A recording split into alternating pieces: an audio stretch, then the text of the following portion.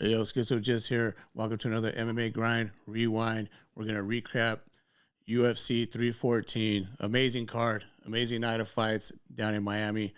Was insane. A great night of fights. I mean, you can't say it was a good card, probably the best of the year so far. It was stacked. It actually delivered, which, the UFC needed. Everyone's been hating on the UFC lately, but for sure, this card definitely delivered. And I'm gonna recap just the main card fights. I mean, there was some good fights on the prelims as well. A lot of names, a lot of familiar faces, big time UFC vets. But Jim Miller, all these guys, Darren Elkins, both of those guys lost. But I'm saying it was just that type of a stat card. But yeah, I'm gonna start off with Nikita Krylov and Dominic Reyes. The return of Dominic Reyes, or like he said, he's not back, he's better. Dominic the Devastator Reyes, 3-fight win streak now, knocks out Nikita Krylov halfway through the first round with a beautiful, like kind of like a step back left hand counter. He rocked him early. He rocked Nikita early, like pretty much the first one or two exchanges of the fight. He clipped him with really a jab, just a quick jab, kind of had him on skates, had him on wobbly legs, and then a couple minutes later, Dominic Reyes has that quick footwork for a light heavyweight. He's in and out, he's moving back and forth, and like he did a really good job. It was kind of like even the commentators, everyone was comparing it. The first thing that came to mind was like freaking Conor McGregor when he slept Jose Aldo. Jose Aldo coming in chin first, got cracked on the jaw with that counter left. It was similar to that just because Dominic Reyes, we always know he's been quick on his feet. Arguably, like most people think, he beat John Jones with his good movement and his quick hands and his athleticism, and he was able to do that. He just stepped back, left hand, caught Nikita coming in, knocked him dead. Also, finished him off with some hammer fists on the ground. Mark Goddard had to come in and save him, but that's awesome. I was rooting for Dominic Reyes. I did pick him. I didn't put him on the last show, on the last video, but I was rooting for Dominic Reyes, and there's 3 fights in a row, 3 finishes in a row, which just brings him right back into the game, because he had I think it was a 4-fight losing streak, 3 knockouts in a row after he fought John Jones. So it's like now with this resurgence, like you said, he's not back, he's better. And he looked good. He looked great out there. He moves quick. That's lighter man skill. For him to just step back and just catch that counter like that, that's like lighter man, lightweight skill. That's kind of like when Sean O'Malley knocked out Aljamain Sterling, kind of the same type thing, just a step back counter. And he cracked him. And yeah, let's look at the division now, because we see what's next for these guys, especially for Dominic Reyes. I want to look at the winners on this card and what's next for them. We got Magomed Ankalaev. Obviously, he just won the belt against Alex Pereira. So they're going to rematch right there. So that's number 1. And the champ, they're going to rematch that. Then you have Yuri Prochazka. And I don't know who's next for him. I'm thinking Carlos Orberg, who just beat Jan Blachowicz, number 5. So like this weight class, I mean, it's really like 1 through 10 or 1 through 8 that really makes sense here. Dominic Reyes moved up 3 spots to number 8. But everybody ahead of him is kind of the only ones that really make sense, I believe, because like I said, Alex Pereira, he's going to fight Magomed. Yuri, the only one who really would make sense is to wait out for a title shot, or maybe Carlos Orberg. Orberg, same thing. He's not going to fight down. Jamal Hill, it seems like the UFC is just hell-bent on making Jamal Hill versus Khalil Roundtree. This is going to be a 3rd time they're trying to make this fight. 2 times already, Jamal Hill has pulled out, once last year, once this year. So I think they rebooked it for June. And that fight, it just seems like it's going to happen. Because honestly, I would like the Dom Reyes and Jamal Hill matchup. I think that's a nice matchup because Reyes with his good footwork, they're both stand-up fighters basically. That would be a pretty intriguing matchup. I don't think he'll get the rematch with Blachowicz. Another one, maybe Alberg would be another interesting matchup, but I don't see Alberg fighting number 8 ranked Dominic Reyes. He's going to want either Yuri or the title shot next. He's right there, so he's knocking at that door. Alexander Rakic is coming off a loss. I could see that fight making sense as well for Reyes. As far as anyone above him, Obviously, Khalil's going to fight Jamal Hill, so that doesn't even make sense. I mean, it would be a cool fight too. But I mean, like I said, I think Reyes, Jamal Hill, or Oberg would be nice fights, but those definitely aren't going to happen. So Alexander Rakic coming off a loss and Dom Reyes, I think that's a good fight because if Dominic Reyes could get that win, if he could beat Alexander Rakic, I mean, he's only moving up 2 spots in the rankings, but also with Jan just losing, maybe he'll get right there. So he'll give him another fight away from the title shot if he's going to work that way. He's got 3 KOs in a row. I mean, your boy's working his way back up. Like I said, I was happy to see that.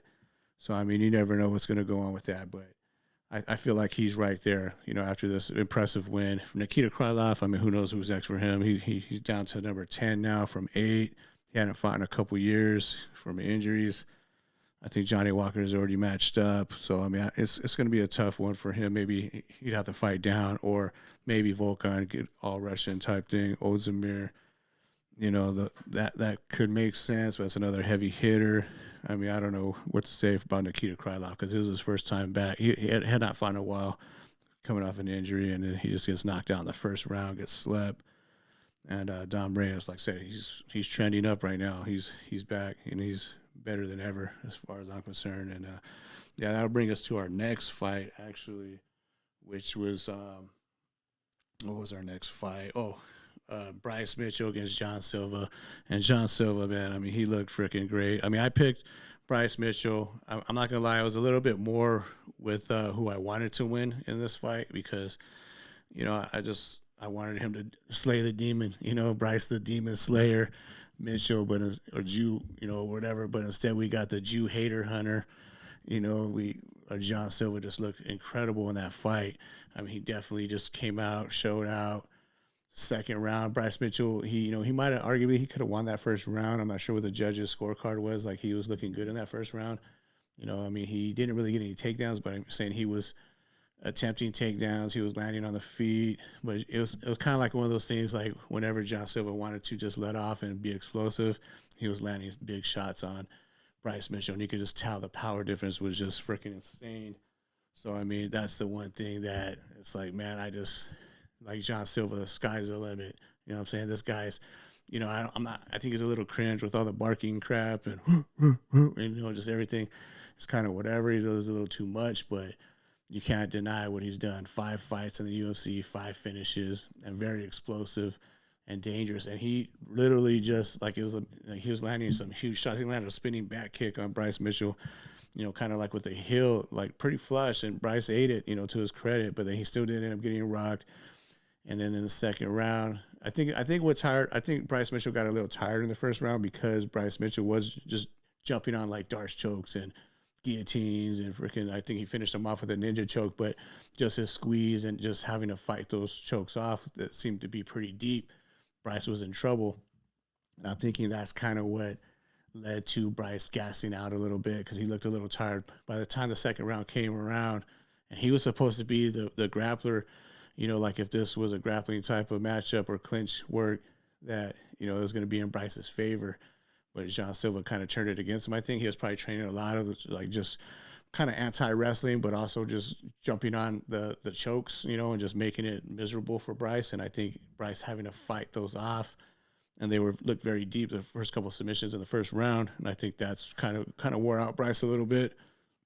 And then, John Silva really, he just looked like he's just that type of guy who just don't care, crazy, like not going to get tired, has that dog in him for sure, besides all the barking, but just, you could tell he's about it.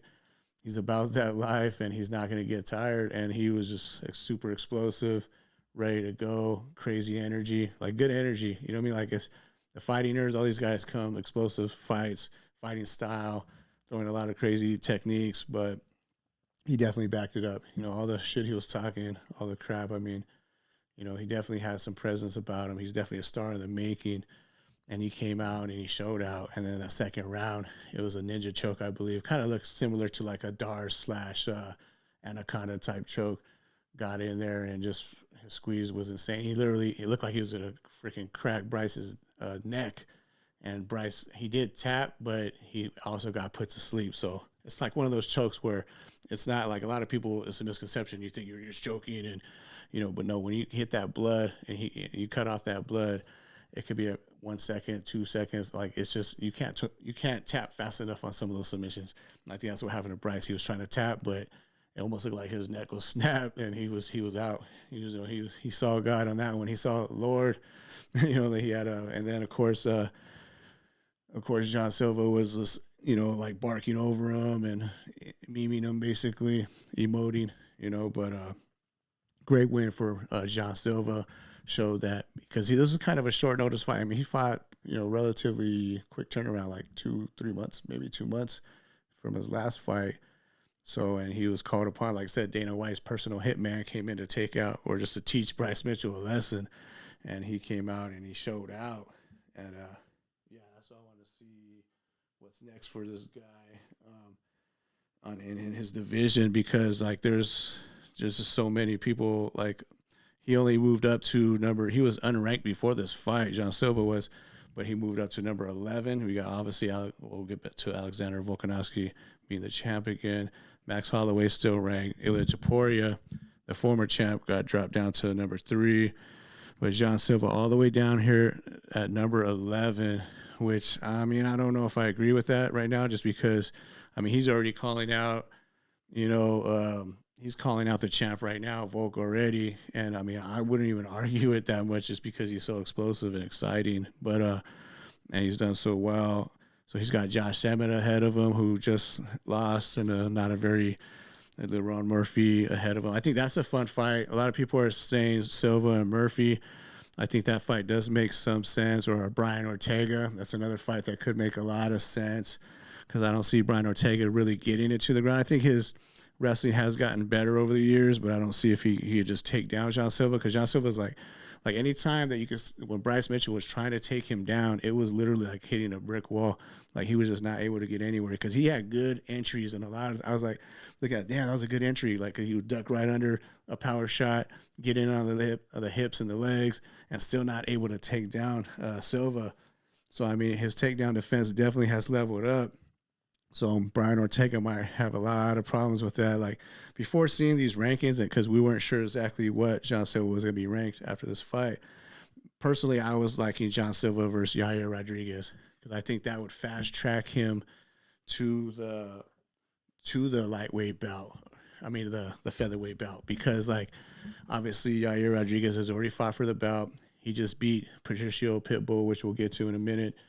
But I just feel like that would be an amazing, exciting fight, and a stiff test for John Silva. Like, because I thought he would be ranked a little bit higher, like maybe 8th or 7th or something. So it would make perfect sense to fight Yair. I know Yair has a lot of beef with Diego Lopez. They had it back and forth on the press conference and all that. But just matchup wise, I think it makes a lot of sense, John Silva, to go up and fight Yair Rodriguez. Winner does get a title shot, because Yair had just lost 2 straight. Now, he got the win against Pitbull, but and he's calling for a title shot with Volk. There's no way he's going to get that. It doesn't even make any kind of sense.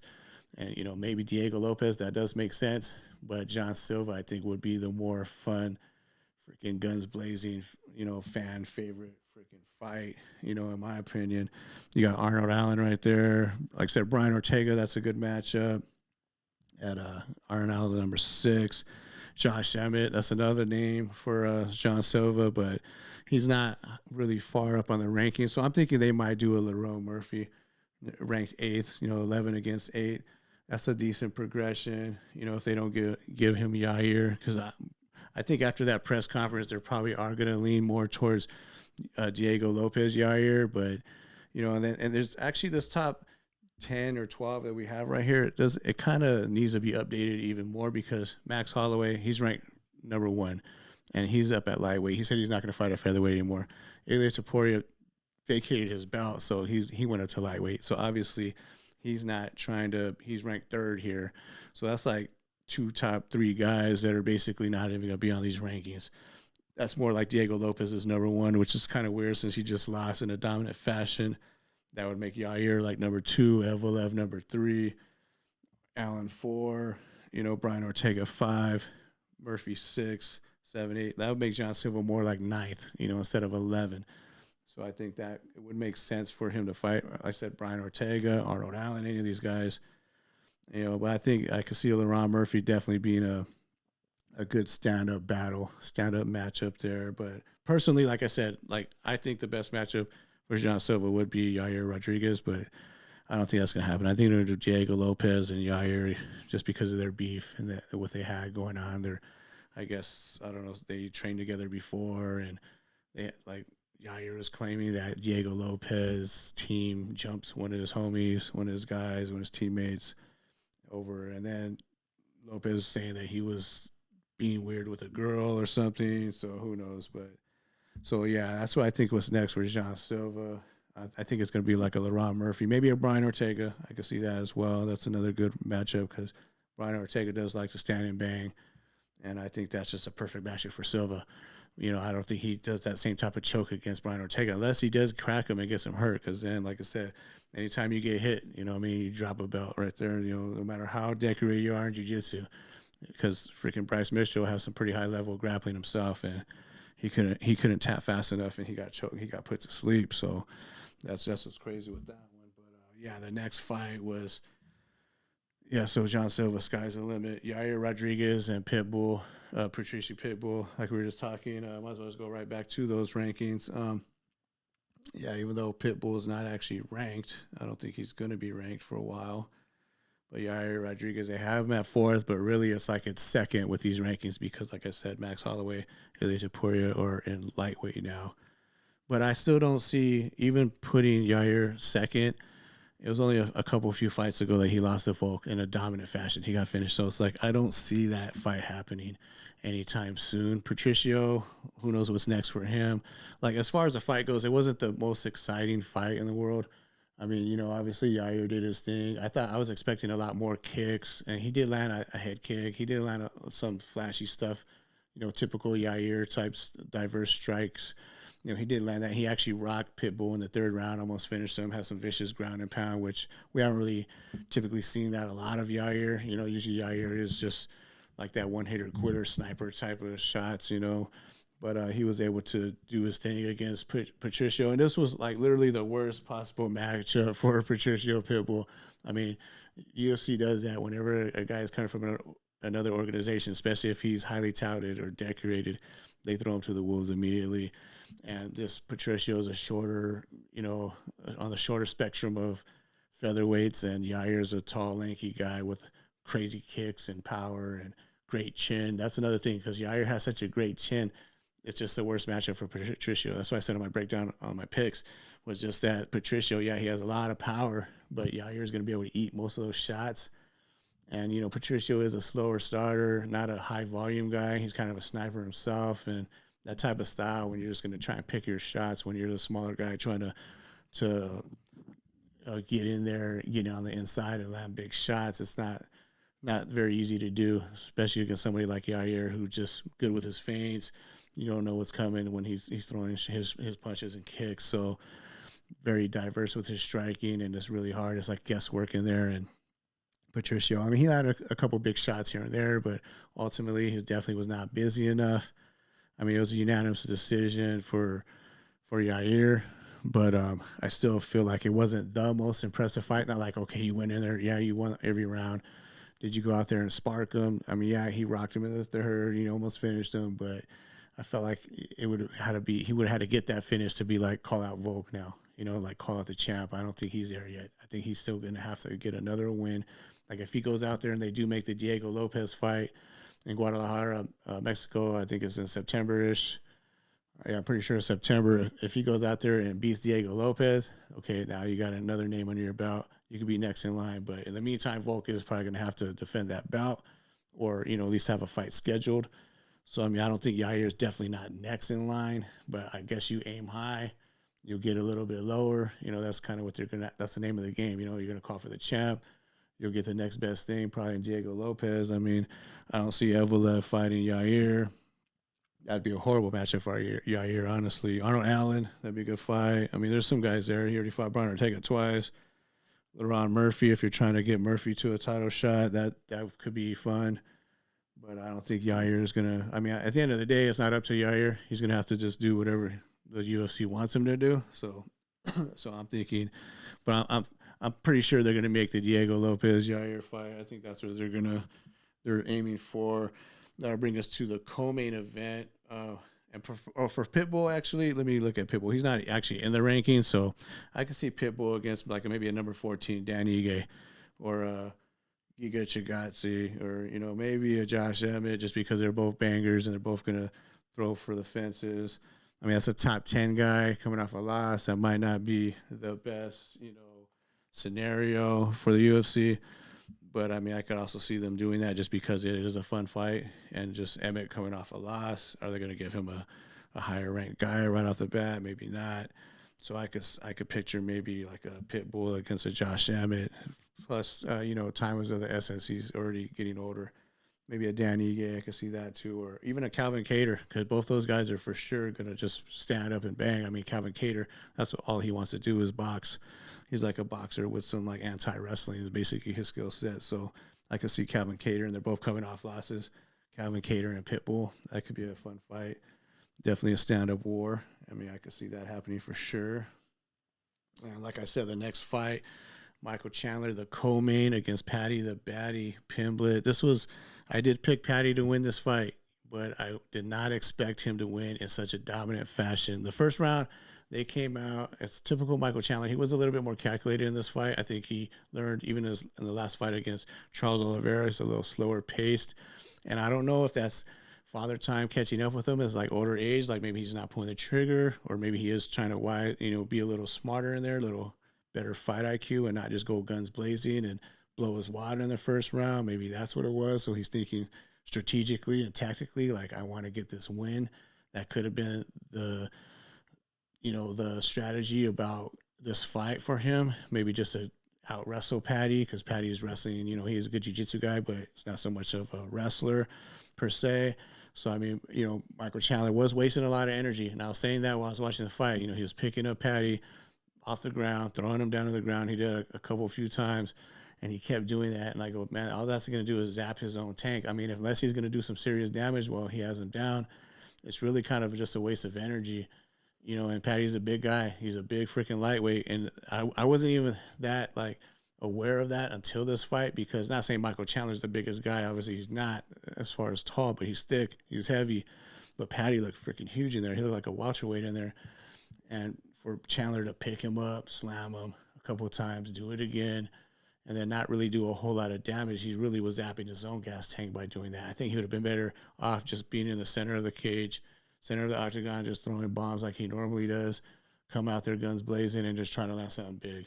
In retrospect, that's what I think his chance was to win in this fight, not so much trying to out-grapple, because Patty, regardless if he has a wrestling or not, he's still a big, strong lightweight. That's going to zap your energy. So I just think it was kind of a bad game plan for Chandler, or maybe he just was, like I said, not able to pull the trigger as much, getting a little older. I mean, could be a lot of things, but I feel like that strategy was just not a winning strategy. And then Patty came out in that second round and hit him with a perfectly timed knee. It wasn't the most flashiest, most beautiful knee, but it busted Chandler open, gashed his shit like right under his eye. And after that, I mean, you could tell it was downhill. I mean, for a shot to land that big, I mean, it might have finished anyone else.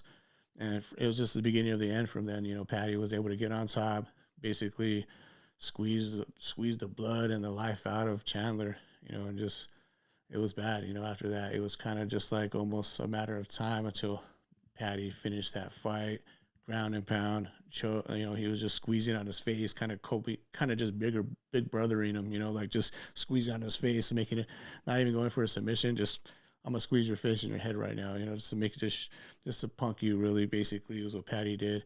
And Patty made it look easy, got the finish. Chandler was lucky to get out of there. And you could tell by Chandler's whole demeanor, he didn't stay around for the interview. He got out of the cage, took off. I mean, it was a demoralizing defeat for Chandler for sure, when you got Patty the Batty on top of you doing that. But I think this was also a coming out party. Like, we didn't all realize how good Patty is.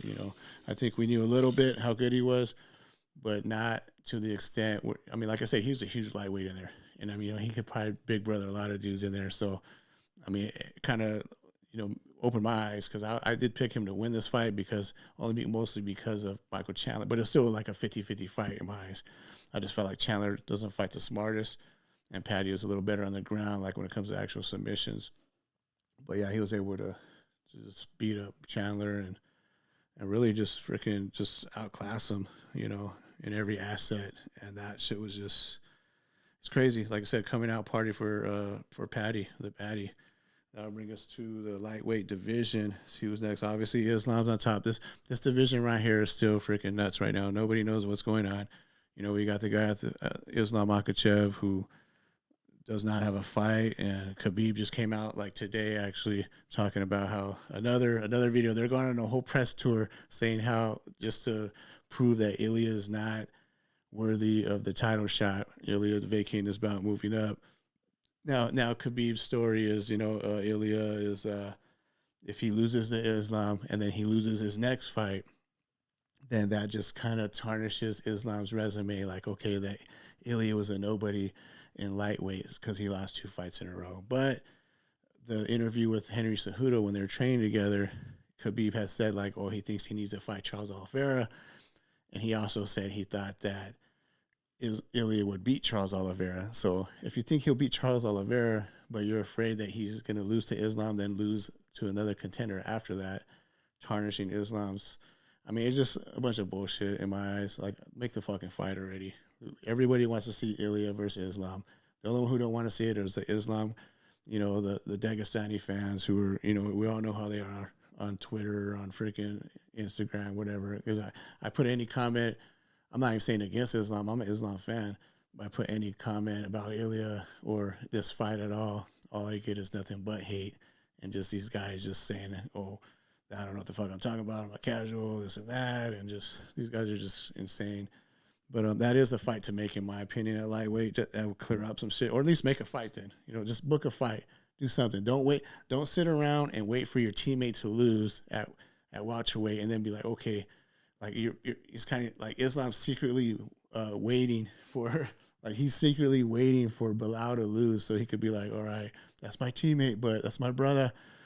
But I want him to lose. If he loses, I'm going to move up. Like, it's almost like you're secretly wanting your guy to lose. Like, that's just bullshit. Just go up there and fight him. You guys are teammates for, 3 weeks? Now you're brothers. Now you're blood brothers. Like, come on, dude. Make the fight. Fight someone. Make some fight. That's what I'm saying. But because it's holding up a division. Ilya literally vacated his bout to not hold up a division. And now, by him entering lightweight, it's still kind of getting held up. Now the new division is getting held up. So we got Islam at the top. Arman Tsarukyan, that was already scheduled to fight Islam, obviously, pulled out last minute, last day. So, I mean, like Dana White, the whole UFC, they're pissed off at him. He's definitely not going to get that fight next. Who knows who's going to get it? You got Charles Oliveira, so that he's kind of almost the real number 1 because Arman kind of don't count right now. But, so you got Charles Oliveira, number 2, Gaethje 3, Holloway, who just got knocked out, in his last fight against Ilya, the guy who doesn't have a lightweight win, but he just knocked out Max Holloway, who knocked out Justin Gaethje. So Holloway's number 4, Dustin Poirier, DP, Diamond. He has one more fight in him. That's what he's calling for. He says this is going to be his last fight, and he wants it, I think, in Louisiana, like July-ish or August, whenever that card is. He's ranked 5th. You got Dan Hooker, at 6, Gamrot 7, Patty at 8. So originally, before I knew that Benil and Moicano were scheduled to fight, I thought a good fight would be Dariush and Pimblett. But now that Pimblett, actually jumped the line and got to Dariush, because Pimblett was ranked 12th. Michael Chandler was 7th. So they essentially switched spaces. Patty moved up 4. Chandler dropped 5. But so Pimblett, I was thinking Gamrot could make sense too because it's a grappler, but Gamrot's only moving up 1 spot. It's not going to really move the needle. Gamrot's not the most friendly style. Poirier would be a great matchup, but I just don't see Poirier, he wants a legacy fight for his last fight, and I don't see that really motivating him to be like, this is going to be my last fight. This is how I want to go out with a bang, beating Patty. And it's also rumored that, Max Holloway and Dustin Poirier are going to fight for the BMF belt for DP's last fight, which I don't really like that fight because I like both guys. I like both fighters. for one. For two, they fought already twice, and Dustin Poirier kind of beat his ass both times, especially the second time. Yeah, I mean, Max had some success, but DP pretty much beat his ass. I mean, but who knows at this point in their careers? I mean, Poirier's slowed down a lot. Holloway still has some life in him, even though he got knocked out in his last fight. Just with the busier, being busier and fighting more fights at lightweight, could be more accustomed to it. But I kind of don't really like that fight. But obviously, it's an entertaining fight. It's gonna be a badass fight. But and maybe Poirier just wants to try to get that belt, that BMF belt, so it makes sense for him. Holloway, I mean, he's fighting down kind of here to beat number 3 Justin Gaethje. So that's another fight that they were talking about for Pimblett, because Pimblett was calling out like Charles Oliveira. He was talking out the posh boy Arman.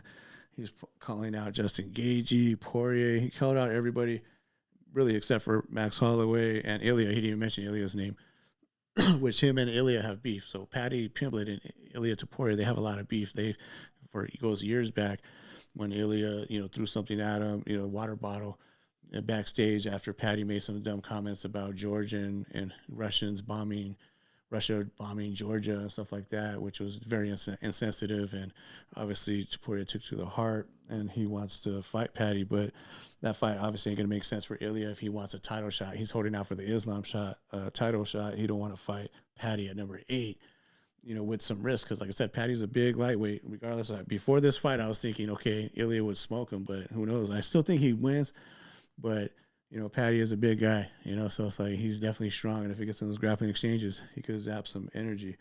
So as far as I'm concerned, they were talking Justin Gaethje and Paddy Pimblett, which I do think that does make some sense. I do like that fight for Paddy. I think it's a good matchup for Paddy, because it's kind of like, Justin Gaethje is probably a little bit better skilled, smarter game planner, like a higher fight IQ, a little taller, Michael Chandler, basically. A lot of power, explosive, could finish the fight. But I think Paddy, if it goes to the ground, will probably have his way with Justin Gaethje. He'll probably be able to beat Gaethje, because Gaethje does gas out a little bit. He don't like to wrestle so much, since he's been in the UFC. Even though he's a Division I All-American type wrestler, great wrestler, I don't see him like wanting to do that with Paddy. And his submission game, his submission defense especially, is just not up to the level of Paddy. And I can see Paddy having, I won't say an easy time with him, but I see if it does hit the mat, I think it's Paddy all day. Paddy gets that finish. So I mean, that if you want to fast track Paddy Pimblett to the title, I think Justin Gaethje or even a Charles Oliveira, I see that, because that's another fun matchup, because Charles Oliveira, obviously the most submissions in UFC history, against Paddy, who his best attribute is his ground game, but also just feel like Charles could still be another level ahead of him. Honestly, I think Dan Hooker makes a lot of sense. Like, his fight with Justin Gaethje fell out. They were supposed to fight. I don't picture Gaethje wanting to fight Hooker now, them being ranked 3rd and 6th.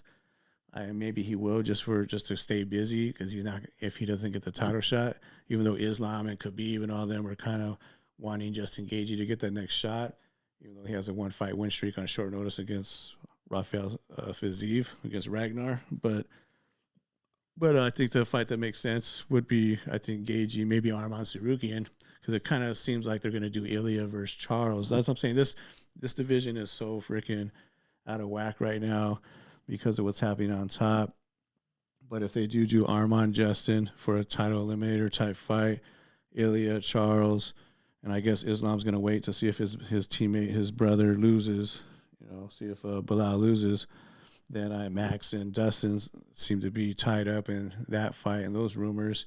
So I think Paddy Pimblett and Dan Hooker makes a lot of sense. Either Dan Hooker or Gaethje, but I say Dan Hangman Hooker, and that's a very winnable fight for Paddy, because obviously it's going to be a war. Dan Hooker's tough as nails, always comes to fight, no quit in him, but I feel like Paddy could have his way on the ground with him if it does go to the ground, which most likely it will.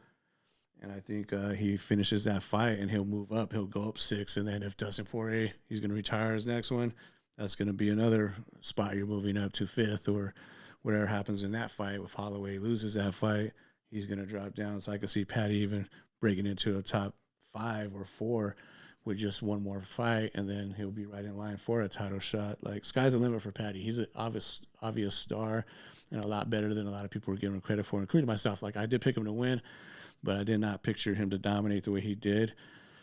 And yeah, it could be the new. It's that next generation. You know, he's young, he's hungry, he's coming into his own, and just getting better in each fight. And he's actually just, like I said, he's improving in each fight, and he's stepping up his level of competition in each fight. As far as Michael Chandler, I mean, maybe he could get a Rafael Fiziev fight. He mentioned trying to wait for a Connor fight. Still, like, you know, he's still, you know, after Connor left him at the altar, basically left him without a date to prom, basically. But yeah, so he already left him hanging for 2 years. Plus, I think Connor's done anyway. But I think Rafael Fiziev would be a good matchup for Chandler. I mean, it'd be a fun fight, you know, for sure. They're both built pretty much the same. Both go for it. Both stand up fighters. Makes a lot of sense, and everybody else is kind of tied up ahead of Chandler now. He's gonna have to take some time off for sure. Took some serious damage in that fight, so who even knows when he'd be ready to fight again? If he fought again, he definitely has to have that conversation, like you know, like what's next, or if he's done or whatever, you know. So yeah, I mean that's what's there. That's what I think. I think Patty and Dan Hooker probably makes the most sense to me anyway. But let me know what you guys think. You know, don't forget to like and subscribe. But let me know what you guys think about these matchups and who do you want to see these guys fight. I mean, who do you think for Patty? I mean, there's only a few guys that make sense right now. There's a Gagey, Poirier, who, like I said, there's rumors. Who knows if it's for sure or not? Him and Max Holloway. Max Holloway and Patty would be a fun fight. I mean, I think that'd be a terrible matchup for Patty, honestly, because of Max takedown defense and work rate and his chin, you know. So I just feel like that'd be a horrible matchup for him. But I think Poirier is a good matchup. But so it just kind of depends on how DP wants to go out. You know, does he want to go out with that BMF bow, or what does he want to do? Now bring us to the main event of the evening: Alex Volkanovski against Diego Lopez. Amazing fight. I mean, it was a lot. It wasn't like the biggest barn burner of a fight. It kind of was a domination if you think about it. Like Alexander Volkanovski came out and just did what he does. You know, jab, movement, jab. He would jab and get in and out and not go straight back. He would leave at an angle. He was constantly circling right, which I was kind of just saying the whole fight. Like, let's see a left hook, because like, you know, Diego Lopez kind of got caught following him around the cage the whole fight. You know, I was like, at times he would try to cut off, he would sidestep and cut off the movement of Volk, but he wasn't really throwing left hooks. He wasn't throwing left body kicks where I thought Volk was open for. Like, Volk was definitely primed to get body kicked, you know, to that side, to his right side, or the left hook, right hand, you know, just mix it up a little bit. Diego Lopez was basically he was throwing a lot of uppercuts that were nice, but a lot of telegraph stuff, and really just following Volkanovski around the cage, letting Volk dictate where the fight took place, what happened, you know, like basically just right. And he's tough as hell. Like, Diego Lopez definitely showed a lot of grit, a lot of heart, and a great chin.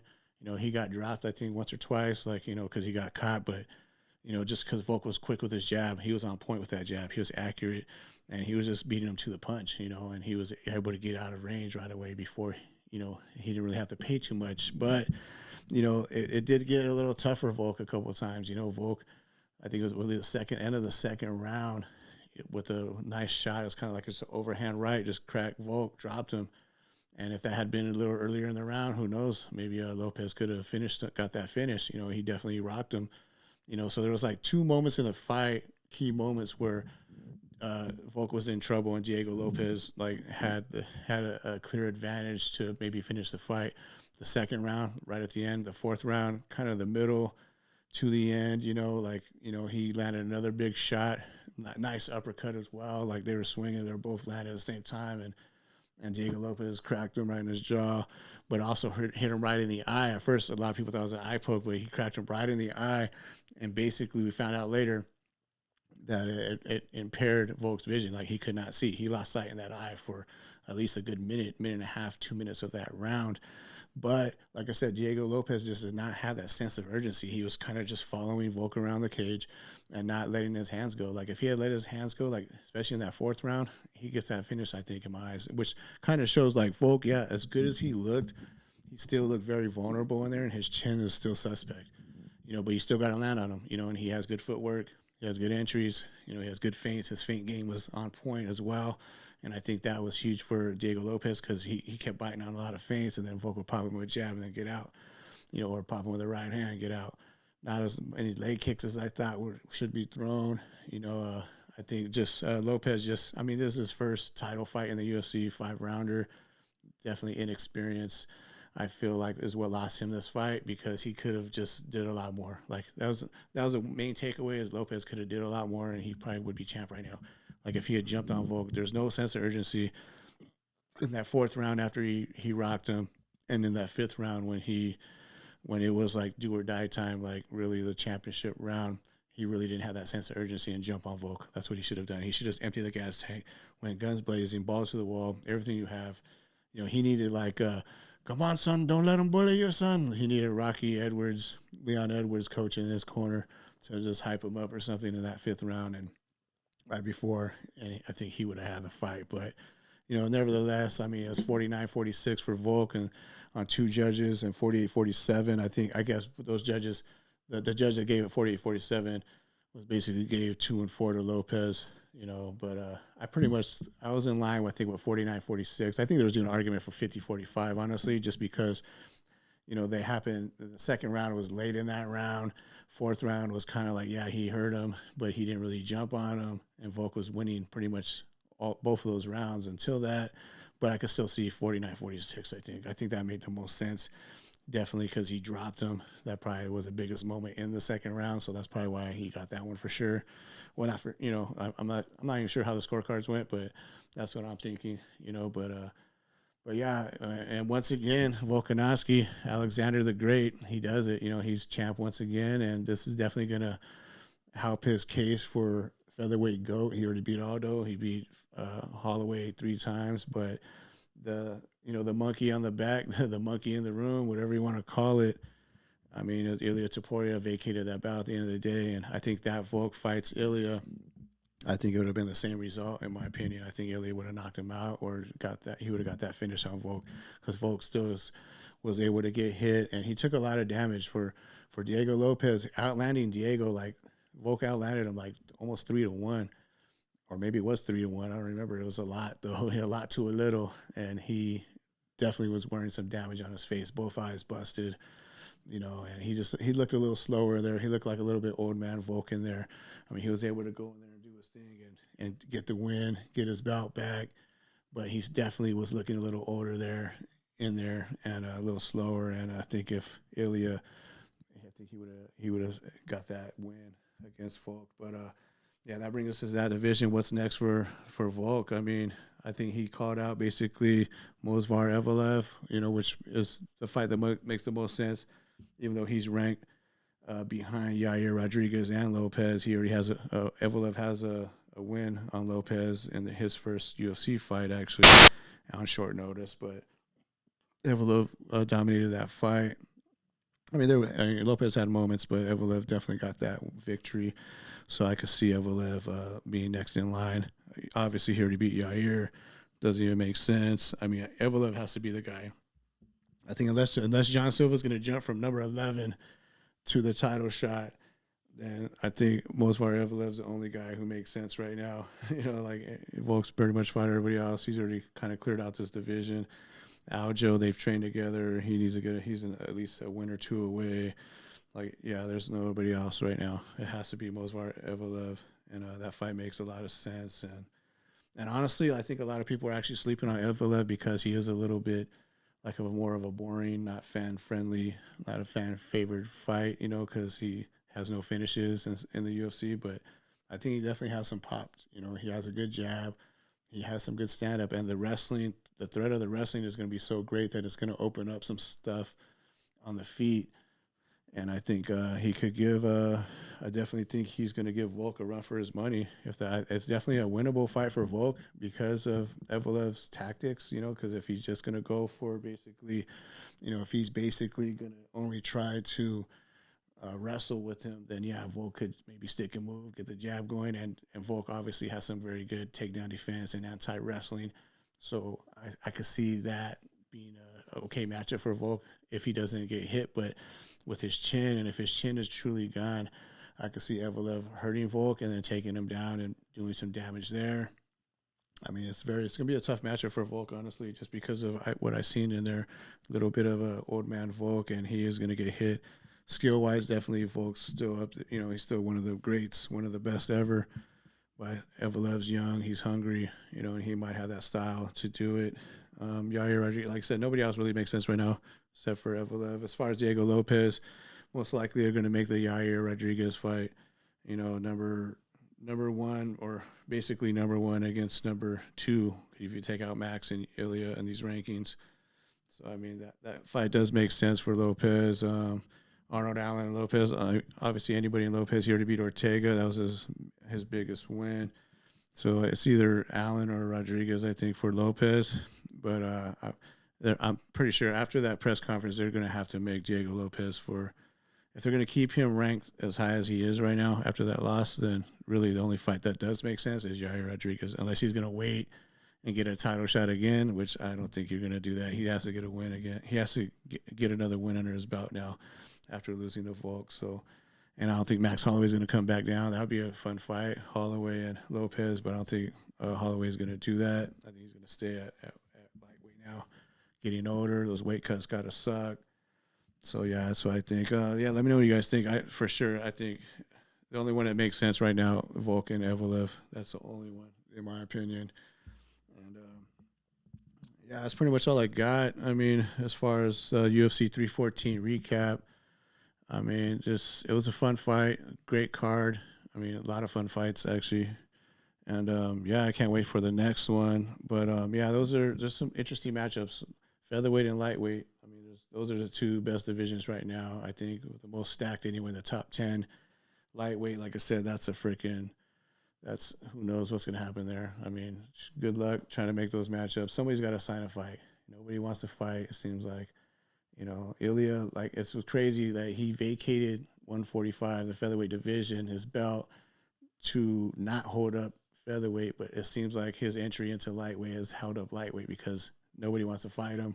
Charles said he'll fight him. I feel like that's probably, I mean, I want to see Ilya Islam. I think that's the best fight to make, but it doesn't seem like Khabib and, King Khabib and all these guys, I don't think they're going to go for that.